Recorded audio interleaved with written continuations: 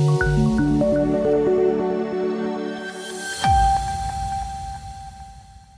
नवनिर्वाचित विधायकों की शपथ लेने पर हिमाचल प्रदेश के मुख्यमंत्री सुखविंदर सिंह सुक्खू ने कहा, 27 फरवरी को जिस प्रकार का भाजपा ने षड्यंत्र रचा और उसके बाद आम लोगों से संबंधित हमारा बजट प्रस्तुत होना था, खरीद फरोख्त की गई, उस राजनीति को जनता ने आईना दिखाया।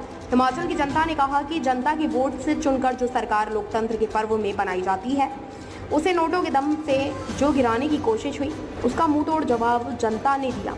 हम 40 विधायक 2022 में चुनकर आए, आज खुशी है कि हम फिर से 40 हो गए हैं। देखिए, 27 फरवरी को जिस प्रकार का भारतीय जनता पार्टी ने राजनीतिक षड्यंत्र रचा और उसके बाद आम लोगों से संबंधित हमारा बजट प्रस्तुत होना था और जिस प्रकार ये खरीदो फरोख्त हुई है, उस राजनीति को हिमाचल की जनता ने आईना दिखाया। हिमाचल की जनता ने कहा कि लोकतंत्र और जनता के वोट से चुनकर जो सरकार लोकतंत्र के इस पर्व में बनाई जाती है, उस सरकार को नोटों के दम से जो गिराने की कोशिश की, उसका मुंह तोड़ जवाब जनता ने दिया। हम 40 विधायक 2022 में चुनकर आए, आज खुशी है कि हम फिर से 40 हो गए हैं। लेकिन 4 महीने जो भारतीय जनता पार्टी ने प्रदेश के विकास में और जिस प्रकार की राजनीतिक षड्यंत्र का परिचय दिया, वो हमने जनता के सामने रखा।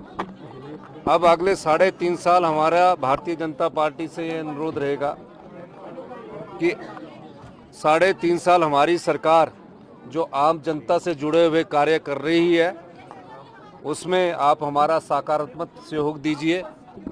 और मैं दावे के साथ कह सकता हूं कि हम 2027 तक हिमाचल प्रदेश को आत्मनिर्भर बनाना चाहते हैं। 4 महीने आचार संहिता के कारण काम रुके हुए थे और 4 महीने आपदा भी रही।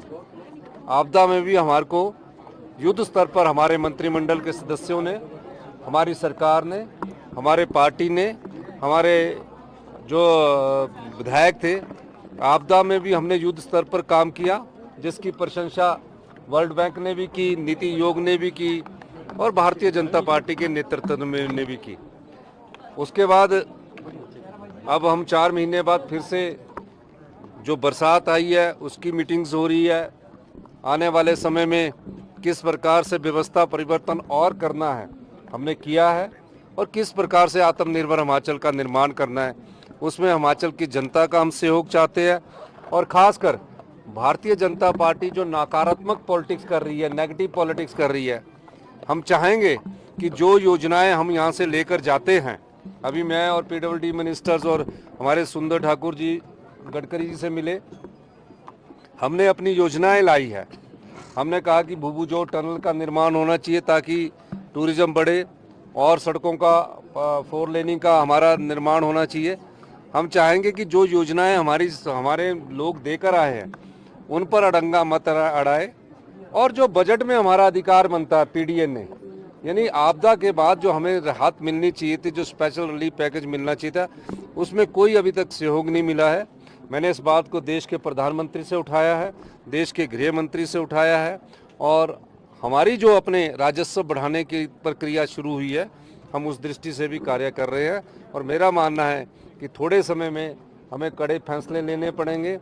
वो युवा पीढ़ी के भविष्य को सुनिश्चित करेंगे कि आने वाले समय में हमारे युवा पीढ़ी पर ऐसी व्यवस्था लाई जाए कि वो सही दिशा में आगे बढ़ सके। तो हमारी सरकार भविष्य में सबके सहयोग से, जनता के सहयोग से और भारतीय जनता पार्टी के सहयोग से हम आगे बढ़ने की कोशिश करेंगे।